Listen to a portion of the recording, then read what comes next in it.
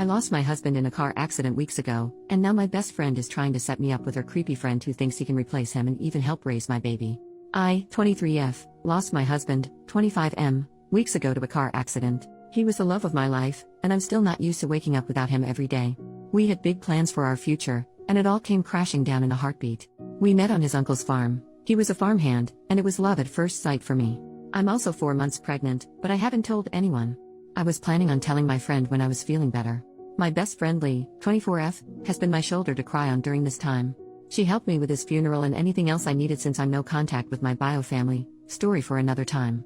She is currently dating Barry, 24M, and they usually hang out in a trio with Liam, 24M. When I first met Liam, he hit on me hard. He tried everything, comparing himself to my husband, saying weird things like, "Our kids would be cuter than if you had kids with your husband." He's also made creepy comments like, "You need a city boy," while motioning to himself.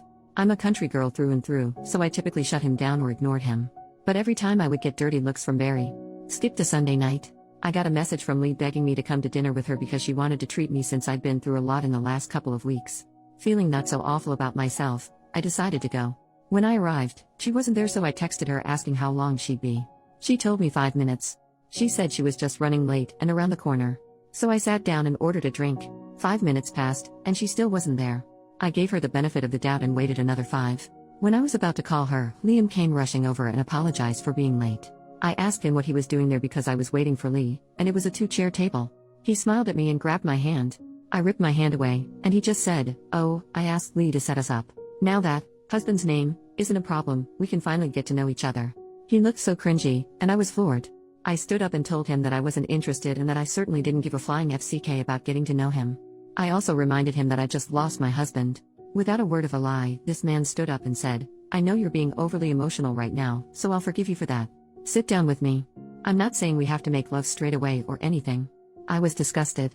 I shoved past him and went home as fast as I could. When I got home, Lee messaged me, "So, how was dinner?" with a smiley face emoji. I called her, and when she answered, I didn't even let her get a word in.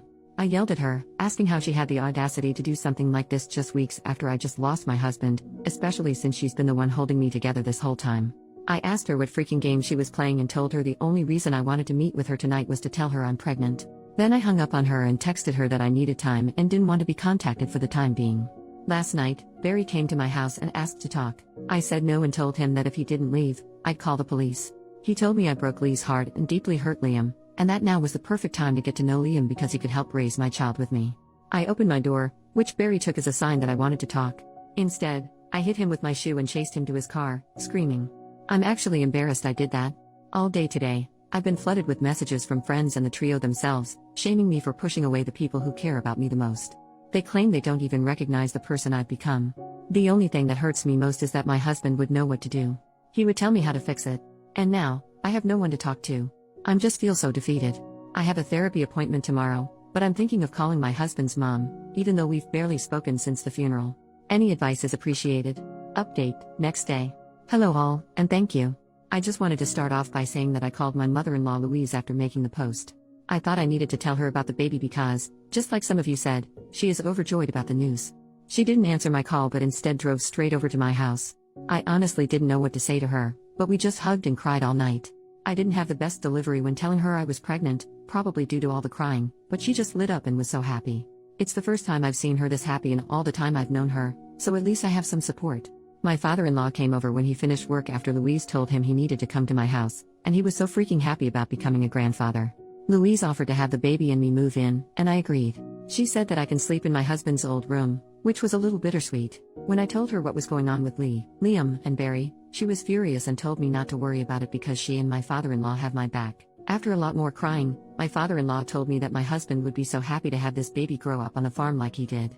Overall, our conversations last night were exactly what I needed. Now I'm just going to answer some comments. Lee was my friend for a long time. She was genuinely there for me when I went no contact with my parents, and I thought she was a decent friend. Now, knowing the truth, there are many things I can think of that she did that were red flags. Personally, I think I ignored them because I've never been close to anyone like that other than my husband. Liam is a loser.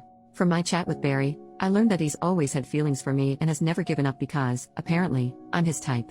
He isn't and never will be. Yes, I ordered a drink. I didn't think I needed to disclose that I ordered a lemonade.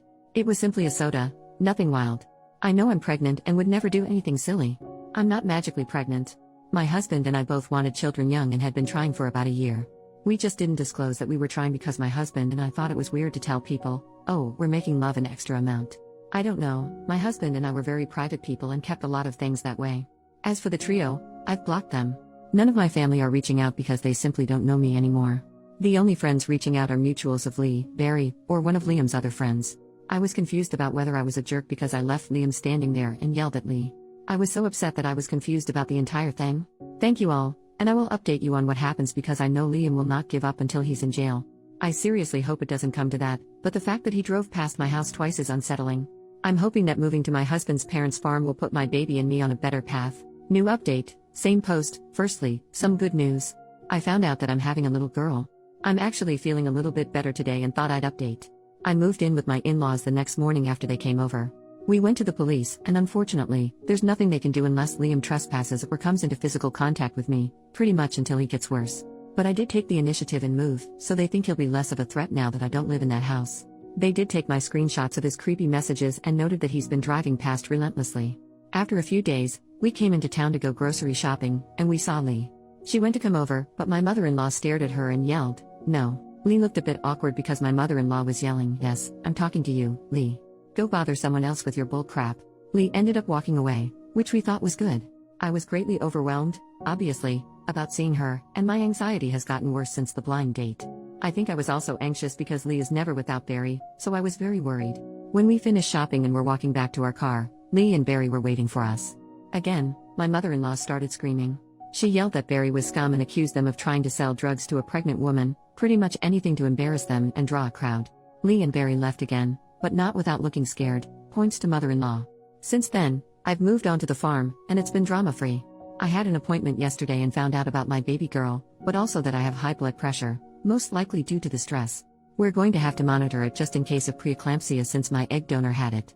My husband always wanted a girl, so I know she is a gift from him. Apart from the grocery store incident and the police situation, it's been very positive for me being with my in-laws and their dog Spud. Don't ask, I don't know why that's his name. Thank you again. Final update, 2 months later, thank you to everyone who helped me with my issues about Lee and the others. It's over, I was attacked and suffered greatly. I lost my baby a month ago and I will be logging off for a while. I wish everyone a Merry Christmas and a Happy New Year. Thank you for the kindness, enjoy your holidays.